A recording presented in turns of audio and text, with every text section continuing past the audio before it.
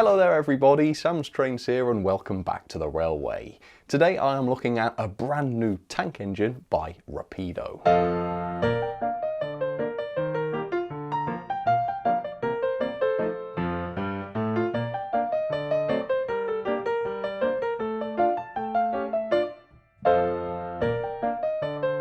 It seems Rapido have been incredibly busy recently. I mean, it's Rapido, they're always announcing and releasing something new, but particularly at the moment, their new models seem to be coming thick and fast. In fact, I think this will be the 5th brand new Rapido loco review I've done within the space of a year, which is absolutely crazy. The rate with which they are churning these locos out is incredible. Anyway, today's tank engine is a Great Western one, which I don't think we've had within that space of the year. They've all been from other railways, so nice for the Great Western fans. And today's loco is this. It is the brand new Small Prairie.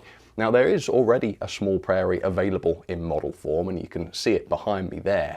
This is the Bachmann Small Prairie, the 4575 class, which is a much newer version of the Small Prairie than the Rapido one that I've got here.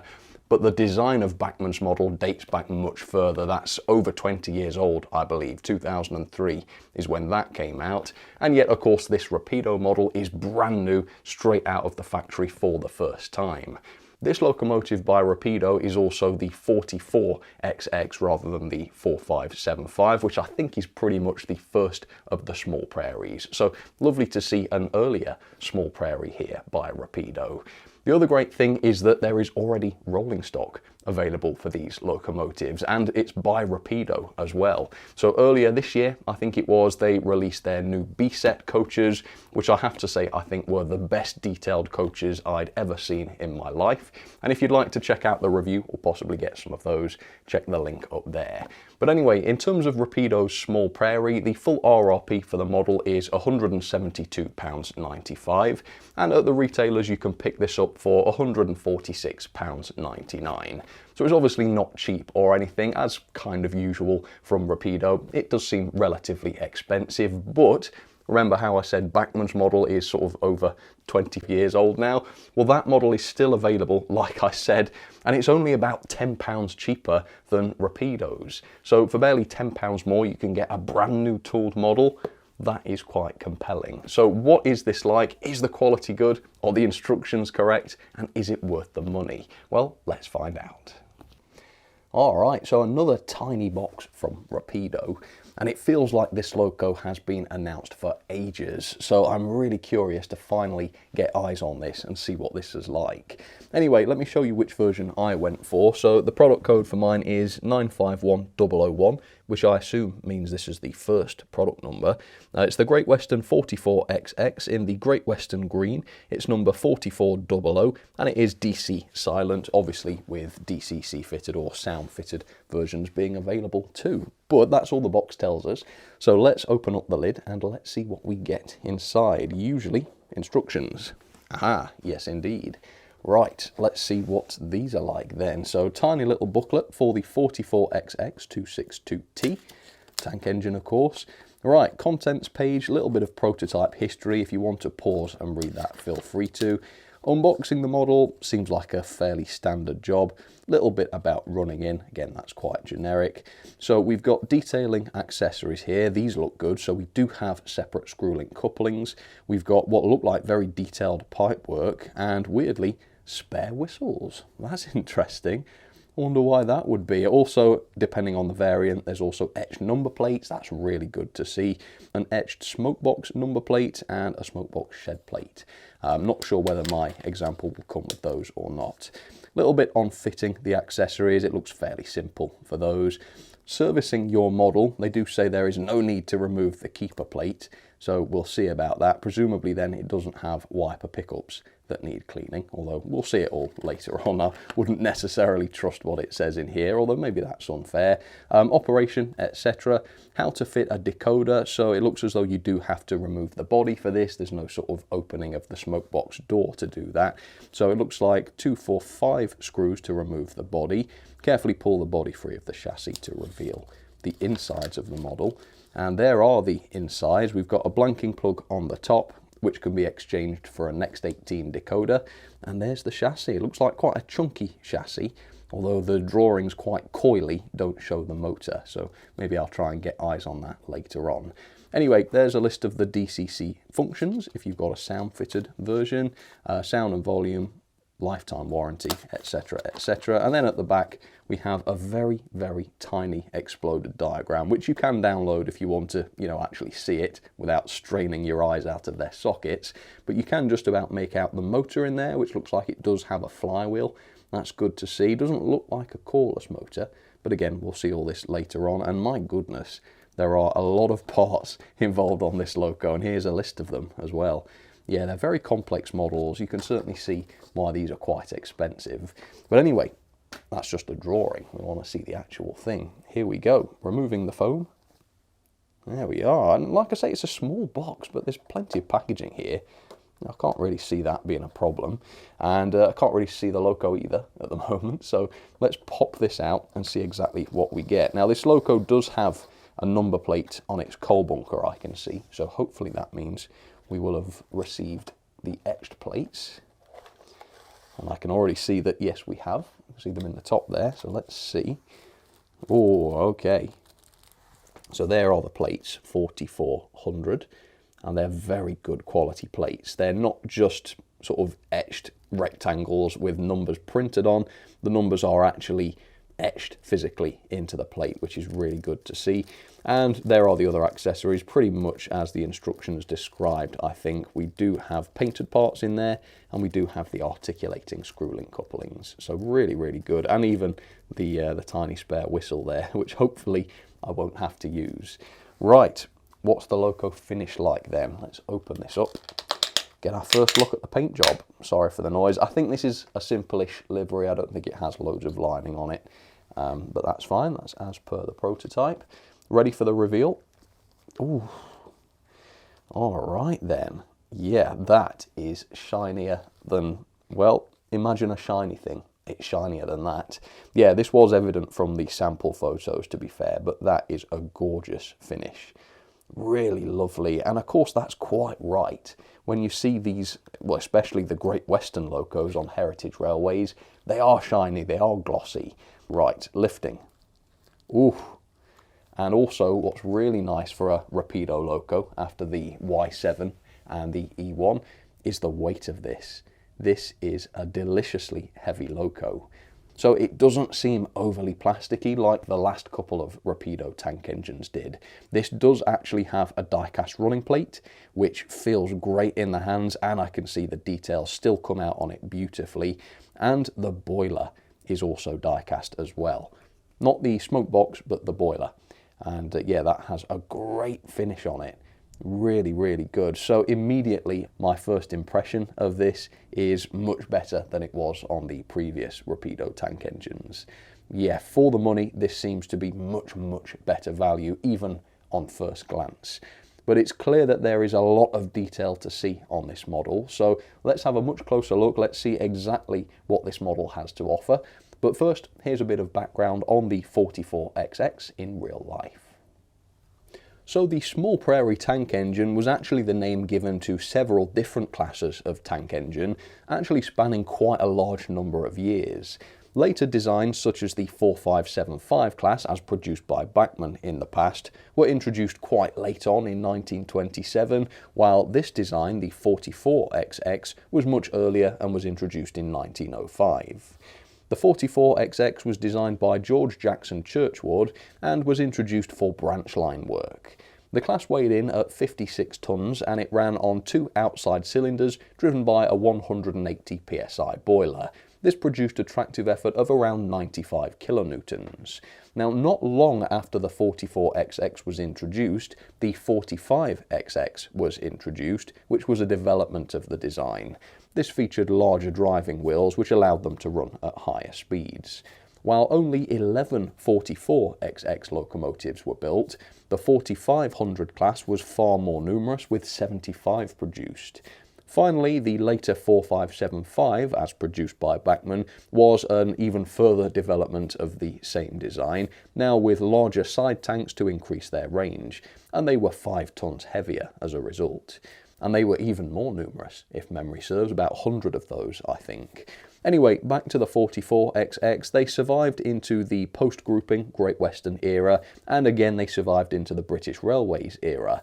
But withdrawal would begin shortly after that in 1949, and by 1955 every example had been withdrawn and scrapped with no survivors. So there she is, up close and personal for you, 4400 by Rapido. And I'm really happy with this. Yeah, for me, this is much more my cup of tea than the last couple of Rapido tank engines. I think the quality is better, the weight, my goodness, is much, much better. And the way this model has been assembled is an improvement as well, I would say. Yeah, I'm a fan of this. This is a really, really good job. I don't think it's absolutely perfect, and there are a few things that I would pick up on, and I guess we'll start with those first of all. So in terms of the finish, while parts of the model do look excellent, I would describe the finish as a little bit inconsistent. So the metal parts, such as the running plate here, have a very shiny finish, same with the boiler, but the plastic parts have a much duller finish. Now in places this has worked to Rapido's advantage. I mean, the smoke box is plastic and it's quite realistic that that should be more matte than the rest of the boiler and such, but it's a bit of a disadvantage in other places. The tanks, for example, are noticeably much less shiny than the boiler, and in real life, at least of the Great Western tank engines that I've seen, the finish on the tanks and the boiler should be about the same. Same with the firebox, it's noticeably less shiny than the boiler. So you might not care about this. I personally did notice this, and it has kind of caught my eye a little bit. The other thing I'm not keen on, and I've said this before, is the finish of the sort of fake metal parts. I just don't think this copper chimney is doing it for me. It's kind of orange looking. If I show you a loco that has a real copper chimney, for me, there is really no substitute. This is objectively less like the real thing. We've also got this line where the chimney is fitted, which isn't visible on the photos of the real 4400 that I've seen. Same with the safety valve bonnet. I'm just not a big fan of the finish of this. There are processors that can perfectly accurately capture the real life shine of these parts, so why they kind of stubbornly keep going for these painted finishes which are less shiny, I'm not too sure. And again, the fit of this part isn't absolutely amazing into the boiler, although I don't think it's as noticeably bad as on some Rapido locos. There's also a few kind of cheap looking features of this model that I'm not keen on. So quite a few of the details that have been picked out in the paintwork are just molded on, and then they've tried to paint them as they're in situ, which hasn't really worked. So these lubricators here, you can see some of the paint has gone astray onto the green, which is just not a great look. Same with the safety valve bonnet, where they've tried to pick out the green there. Yeah, it's just a little bit messy. Maybe a few extra separately fitted parts would have solved this problem. Also, the handrails, the main handrails, are made of metal. They're wire, which is really good to see. I'm pleased that these are not made of plastic. And around the back, these ones are made of wire as well. The cab handrails, though, are just plastic. Again, they are single molded parts. And I can't really see any reason why that should have been the case. There's no complexity to the profile of the handrails, which would have dictated that they had to be made of plastic. So really, these could have been metal. And it's a shame that they're not, because I think this one here kind of doesn't sit perfectly straight. Now I get it, it's probably cheaper to do it this way, and maybe the handrail holders are a little bit finer this way, but yeah, I don't know. There's just a few aspects of the model which I think could have been a little bit more premium given how much it cost. But anyway, otherwise, let's jump into this. The weight is very, very good, like I've been saying. So thanks to all the metal on board, this weighs 256 grams, which is more than the old Bachmann Small Prairie, which itself was quite heavy. That weighs 221 grams, so it's much heavier than that. In fact, this thing weighs the same as Rapido's 16XX, which was a pannier tank which was virtually entirely made of metal. So the fact that this has a lot more plastic on it and it weighs the same as that is quite impressive. The decoration, besides the sort of faux metal parts, is very, very good. So we've got the Great Western lettering on the side of the tanks here. That looks great. Obviously, we've got the printed number plate here, although there are extra ones available for you to fit if you want. It's really nice to see those included. And then the buffer beams, of course, are painted red, and they've got the running numbers printed on. It's a very interesting red, this. It's kind of verging on the pink. I'm not too sure what people will think of that. I don't think it's too noticeable or anything, but I guess it's worth pointing out. Right, detail-wise then, there's a few interesting things going on here. Firstly, the centres of the wheels don't have any sort of moulded axle end or lathe hole in them. Now, I'm not going to say this is inaccurate because I actually can't tell. On some photos of the 44XX, I can see that there certainly are lathe holes and things in the wheels, but on some photos it's unclear. It looks almost like they don't have them. So what is the answer? Is this accurate or is it not? And if it is accurate, how were these wheels made so that there were no marks in the centres there? Yeah, that's quite interesting. Anyway, the coupling and connecting rods, these look great. They are possibly die-cast, possibly sort of punched, I'm not too sure. The crosshead is definitely going to be a die-cast part, and it's clearly metal as opposed to plastic, which is really good. And it's a detailed old chassis as well. There's lots of separate detail on here, as you can see. It looks really, really fancy. The running plate as well, even though it's made of metal, even though it's die-cast, the moulding is great. Really impressed at how fine these rivets look. Presumably though, they decided that to make the tanks out of metal as well would have been a step too far, which is fair enough. You know, there is a lot of riveting on these tanks. Any issue with the moulding quality there would have been very noticeable, so I think it makes sense. Anyway, buffer beams, quite basic, straight out of the box, although there are detail parts you can fit if you want to. The buffers are sprung. I know some people don't care, but I think it's an amusing feature, so nice to see sprung buffers. And the NEM tension lock couplings are pre-fitted from the box, although because they're NEM, you can remove them if you want to. We've got lamp brackets fitted to the running plate. We've got these little struts which connect between the running plate and the smoke box. That's a pretty cool effect. And we've even got little grab irons here on the running plate above the steps, which are separately fitted by the looks of it. There is no detail between the frames on this loco, unfortunately. It is just kind of a flat section here. I believe there would have been visible valve gear down here, but Rapido have decided not to model that, which is a pity, but again, not terribly noticeable on this model. And here's a look at the smoke box door. We've got the separately fitted smoke box door handle and the tiny little separate valve on the front there, which is a very, very fine part. Up on top of the tanks, we have a lot of separately fitted detail here as well. Things like the little lifting rings here, these are just moulded on. I know on some Rapido models they have been separate parts. Not so with this, but again, they look fine. Then we've got the water fillers. The handles of the water fillers have not survived very well. On both, they are kind of bent over, which is weird because I tested putting this back in the packaging. It wasn't the packaging pushing on those, and it certainly hasn't happened since I got the model either. So yeah, I'm not too sure. They have remained fitted though, so hopefully that will stay the case. Then we've got the pipework here, which is separately fitted. Yeah, nice to see that that isn't just a part of the moulding. And then we've got the tiny little separate whistles, and I think it's quite fair enough that these are not metal. They would very much struggle to sort of turn whistles like this, wouldn't they? But they are separately fitted, and we've got a couple of spare whistles as well. Cab-wise then, we've got glazing on the windows, which is nice and flush. That looks good. Up on top of the cab, we have the vent, which is just moulded in the open position, so you can't adjust that, but quite nice that it's open, I suppose, so that a bit of extra light can get into the cab. And speaking of the cab, the detail is very, very lovely in here. It's a little bit hard to see because the opening on the side of the cab is very small, but that hasn't stopped them from including masses of detail in here.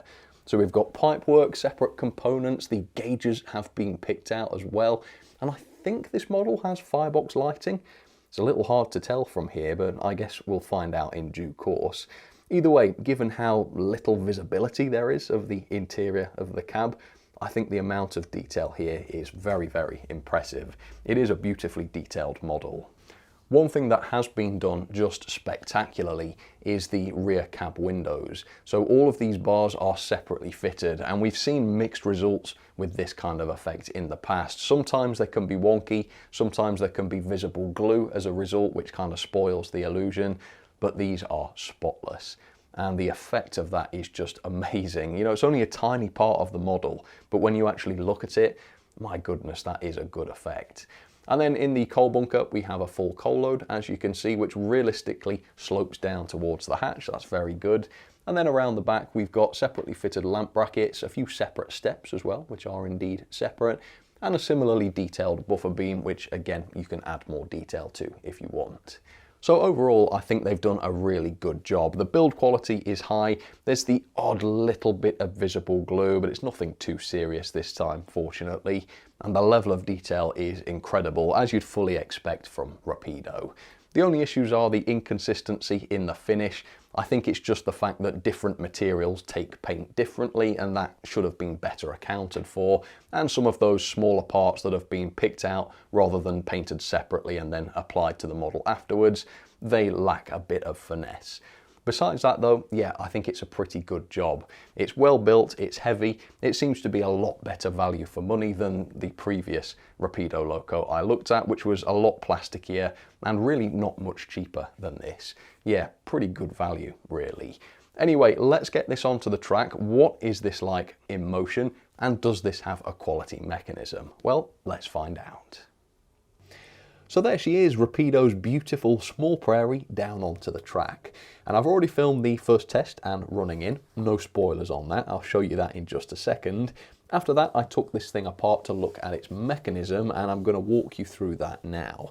Now, in the past, I've certainly not held back when I've thought that a Rapido Loco was badly designed. So conversely, today, I'm not going to hold back in giving them a massive pat on the back for designing a Loco like this that I think is brilliantly designed. Yeah, it's serviceable, it's very well put together, it's got a great quality mechanism, it's very, very good, and more to the point, it is miles ahead of Bachmann's Small Prairie, even though it's only about £10 more expensive than it. Can't quite believe that, but such is Bachmann, I suppose. The only thing is, I'm not sure why they've said in the instructions there is no need to remove the base keeper plate. That certainly keeps things simpler, but it's ultimately not true. Firstly, because there are wiper pickups on this Loco which will eventually need a clean, and if you try to do this while the base keeper plate is fitted, you risk bending the pickups and eventually they could break, so you need to remove it for that. Also, it's not best practice to keep adding lubricant to a locomotive without cleaning out the dry old stuff. So again, to do this, you do need to remove the base keeper plate. Now, ironically, the brake rigging here was really easy to remove, the one time they don't want you to remove it. And even more ironically, I didn't even need to remove this brake rigging. The brake rigging was actually fully attached to the base keeper plate, but they made it look like it's attached to the chassis, which is exactly what I suggested they did with the E1. So obviously they were aware of this as well, and they have now done it for this slightly newer, I presume, design. But I didn't know that, so I did end up taking the brake rigging off, which was easy anyway. Base keeper plate held with screws, of course, and I was able to pull it off. Now, unfortunately, the pickups are hardwired on, which is annoying, but fortunately the wires were long enough so that I could twist the base keeper around. That gives you access to the axles and the pickups for cleaning, so that's fine. We've got proper bearings fitted to each of the driving axles, and my goodness, these are very, very free-rolling bearings, so that's great. We've also got just a single driven axle. It's the rear driving axle, so a nice simple design. Body removal worked exactly as the instructions described, which is nice to see. So 5 screws, it came off very, very easily, and the Loco is so heavy because even though the tanks are made of plastic, the die-cast boiler section also lines the inside of the tanks, which is great. That's such a good design, and it's a great way to get that compromise between the heavy die-cast body and the great quality moulding on the tanks. This has worked marvelously. And the chassis is extremely meaty as well. There's a lot of metal on here and a lot of features as well. So we've got the next 18-pin DCC socket, nice easy access to that. We've got the motor, not sure if this is a 3 or a 5-pole motor, but it does perform well. And as you can see, it does have a flywheel on it, so that's another tick. There is a pre-fitted speaker here inside the coal bunker. Again, great to see that. So if you wanted to add sound to one of these, all you need would be the decoder. Very, very good. And we do indeed have LEDs inside the cab. We have a red LED here and a yellow one. Obviously both will work on digital, but on analog only the red one works and it doesn't flicker, it's just on steady, but that's fairly typical for Rapido. The back-to-back gauging was absolutely perfect as well. So I got 14.4 millimeters quite consistently across all of the drivers. Again, that's quite impressive. So it's a great mechanism. It's pretty serviceable for the most part. It's a very simple design, which I think is a massive advantage here. It's not overcomplicated. I can't overemphasize how good that is. And we've got all the features you'd expect to see. Bearings, pickups, good quality motor, flywheel, it's all there. So very, very impressed with this. Well done, Rapido. It's lovely to see them come up with such a solid design. Way better than Bachmann's, like I said. Anyway, let me jump back in time and I'll show you the performance. Okay, so say what you like about Rapido's models generally, but the way they run is usually absolutely superb. So, moment of truth, let's see what this one is like. Forwards direction, first little bit of juice, here we go. Off she goes. Up to half power, wow.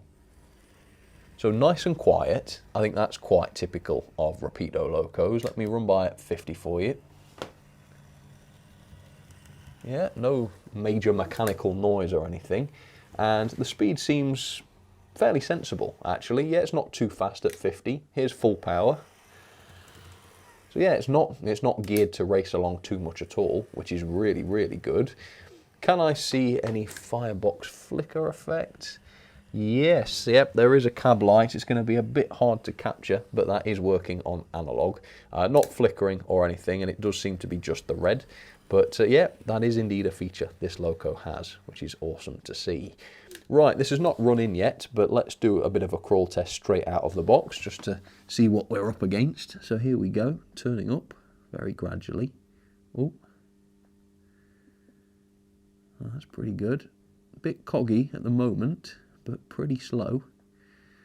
So hopefully a bit of a run-in will improve that. Can we smoothly accelerate? It's one of my favourite tests. Oh yeah, we can. So to say this is analog, that seems quite controlled. And it's just gone over the points relatively slowly as well, without cutting out. So that suggests that the pickups are okay. Torque test, we've got much power to this. It's obviously quite a heavy loco, up to 50. Oh yeah. Oops. Smoke box time. But no, that is really, really powerful. Very good. Right, let's see how it gets on around the track then as we run it in. So 50%, off she goes. So it all seems very sensible. 50% speed certainly isn't too fast, which should mean plenty of torque. And sure enough, it's not slowing down around the curves, which is very good to see. So at the moment, I'm not seeing any problems with the performance. She is smooth, she is quiet, she seems to be able to crawl. Maybe she'll crawl a bit smoother after running in, but even that's not a problem. Loads of power to this thing, not slowing down on any curves, and given the weight, I would assume she's going to be quite a powerful hauler as well. Not that I'm going to haul a lot with her, I think just the B-sets, frankly, but it's nice to know that if you did want to couple this up to a 10-coach express train, as long as your layout's relatively flat, I reckon she'd probably have a pretty good go at it. But anyway, that will just about do it for now. I'll be back a little later on after running in, and we'll do some more testing and finish off the review. Alright, don't go anywhere, I'll be right back. Alright folks, we are back, and that was perfect. The loco is now fully running, and she was a spotless runner. Absolutely marvellous, at all speeds as well. Yeah, she is a really, really lovely runner. So let me demonstrate again. Has she gotten any faster? I thought she was very slow and controlled before. Yeah, I mean the wheels seem to be going around awfully fast, but she doesn't move very quick. I guess that's because of the small diameter of the drivers. But yeah, generally I think the gearing's very sensible, and the good torque suggests that that's the case as well. In fact, let me back up and we'll do the torque test again. This was great before, and it's still good now. Look at that, it's not struggling even remotely. Now, the crawl was really good before, but it wasn't dreadfully smooth. Has running in improved that? Let's have a look. I'll turn this up very gradually. looking at that back wheel. See when it starts to move a bit more, I think. Alright, so it is very slow, which is mightily impressive, but it's not dreadfully smooth. It is kind of coggy. But I have to say, top marks for it not cutting out. Those pickups do seem to be very reliable. Then if we go up to about that speed, it becomes smooth, which is still mightily impressive. And I'll tell you what we will do. We'll send this over the points. So this is a pretty cruel test. We've got the dead zone here, but I'm only doing this because I think she can probably manage it. Let's advance things a little. So there we go. First of the driving wheels, just about to head onto the dead zone there. Surviving for now. Second set of wheels over it now. Last set. Oh!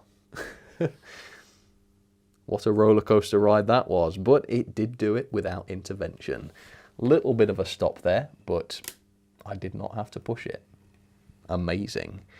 Right, so the most suitable coaches I have for the Small Prairie are these, the Great Western B-set coaches, which will look great, but obviously it's not a very big train for her to haul. So I should just say the tractive effort of this loco is incredible. So it comes in at 0.32 newtons. Bachmann's Small Prairie was 0.26, so this is much more powerful than that. That should allow this thing to haul about 21 coaches on straight and level track. So the excellent torque of the motor and the weight of the loco has really done this one proud. It's an excellent hauler. That means it'll haul decent loads even if you've got tight curves and gradients and such. That's really good to see for the money. Okay, let's back up. Let's test those couplings. Here we go. Okay. Oh, there, this is... See how slow I can go with this. So, I mean, for shunting, for gentle coupling, precise manoeuvring, this thing's going to be excellent. Oh, the coaches are moving. Did we get them? Oh, yeah, we did. Look at that. Couplings to me look spot on. Very good. Right. So let's run her around the layout now with coaches. And I'm going to go a bit slower than 50 just because I think she looks maybe a touch fast at that speed. So let's try 40. Let's see if she can haul coaches without slowing down. Try not to knock any of the passengers over who may be standing up. I mean, that's pretty darn fancy, isn't it? And of course, Rapido coaches too, complete with lights.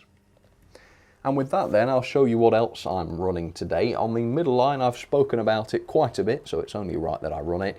It is the Bachmann Small Prairie, which is much worse than Rapido's, but of course, you got to give it credit. It's over 20 years old now, and it still looks lovely. They still run okay, but they're not worth just £10 less than Rapido's. They're not even worth £100 now, I don't think. So it's a fine model, but I wouldn't recommend paying a lot of money for these.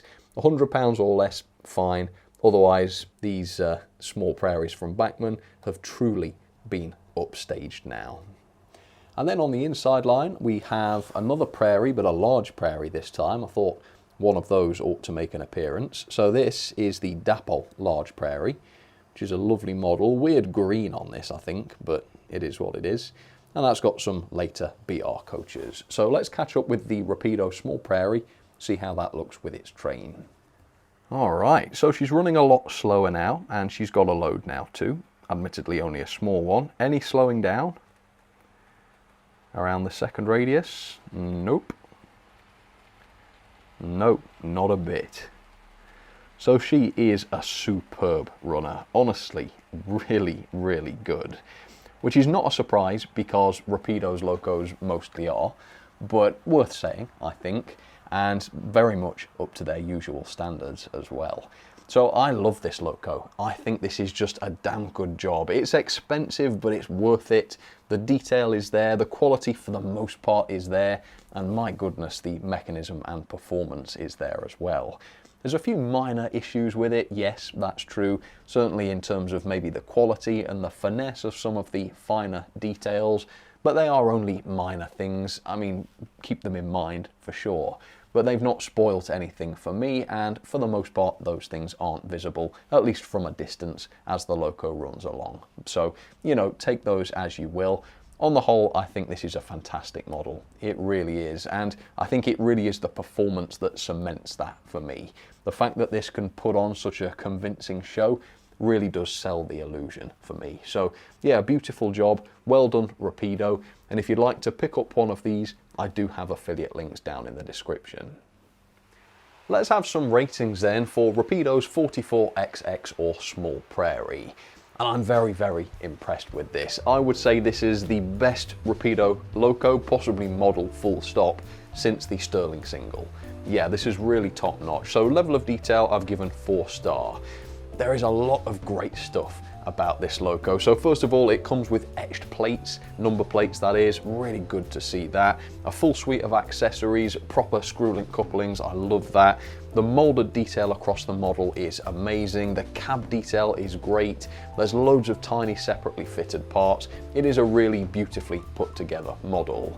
On the downside, there's a slight inconsistency to the finish. Some parts are noticeably much shinier than others, which detracts a little bit from the realism.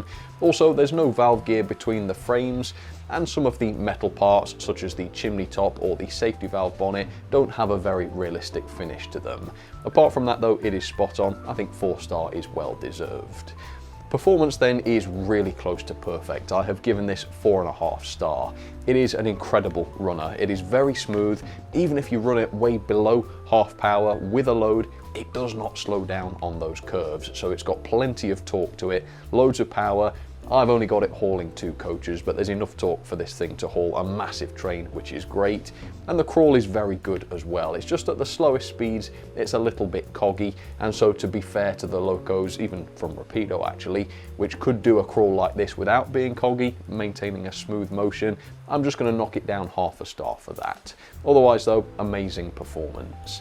The pulling power then, thanks to its weight of 256 grams, is very good, 0.32 newtons or 21 coaches on straight and level track. That's the same as Bachmann's new Class 08 shunter, and of course the 08 shunter is a very powerful locomotive, and it's even similar to the Dapol Manor, a much larger Great Western tender engine.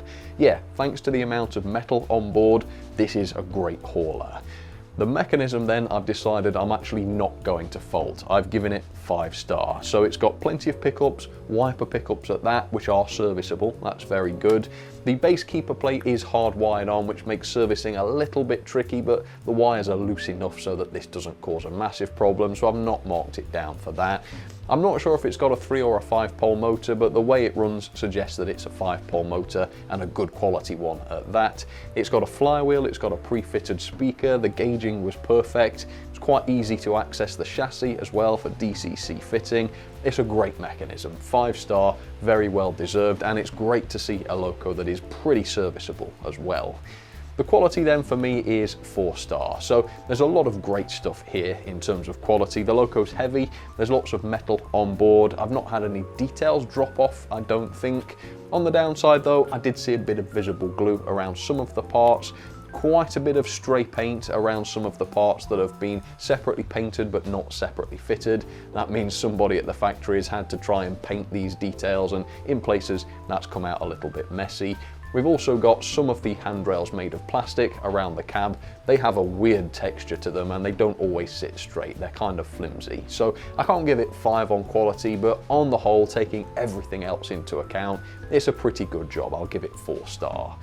Value for money then, this is a really expensive model. It costs £172.95, that's the RRP, and at the retailers it's obviously cheaper at £146.99. Now that's a lot of money for sure, but we get a model that is very heavy, we get a model that has an awful lot of features and details, which is really good to see. We've got a model that is serviceable, so it should last. It's got a great quality mechanism, and the performance is just amazing. So while it is expensive, I do actually think it's worth the money. And considering that this model is barely £10 more expensive than Bachmann's Small Prairie, given how basic that Bachmann model is, given how much worse the mechanism is and how fewer features it's got, the value for this, comparatively speaking, looks a lot better. So I don't think it's a bargain, but it is worth the money largely, so 4-star. Overall then, that is 8.41 out of 10, or a grade of A, which is very well deserved. So into the logbook it goes, and it is top 10 10th place exactly, above the Atlas C420 and below the Acura Scale Class 50. So well done to Rapido. This is a really cracking loco and definitely one of their best, I would say. Alright then folks, well that will just about do it for this review of Rapido's Small Prairie. Can I recommend this? Obviously yes. If you're interested in one of the earlier Small Prairies, then sure, I could recommend it, even if you've got a Bachmann Small Prairie. I don't know if Bachmann have ever done the 44. I'm not sure about that actually, but certainly if you've got the 4575 or whatever, then yeah, there's a good reason to get one of these. Not only is this model by Rapido miles better than Bachmann's, it's also significantly different. It's got the smaller wheels, the different tanks. So, you know, it's kind of like a totally different class. Well, it is, I guess, technically a totally different class. If you don't already have a Bachmann, then this is a no-brainer. If you're interested in a loco that looks like this is definitely the one to go for. And do let me know what your experiences of this loco are. Have you got this particular version? Have you got a different one? Maybe a different livery, maybe with some variations? How did you get on? Do let me know. But for now, thank you ever so much for watching. Thanks a lot if you made it to the end, and I'll see you again very, very soon for another review. Alright, cheers everybody, you take care.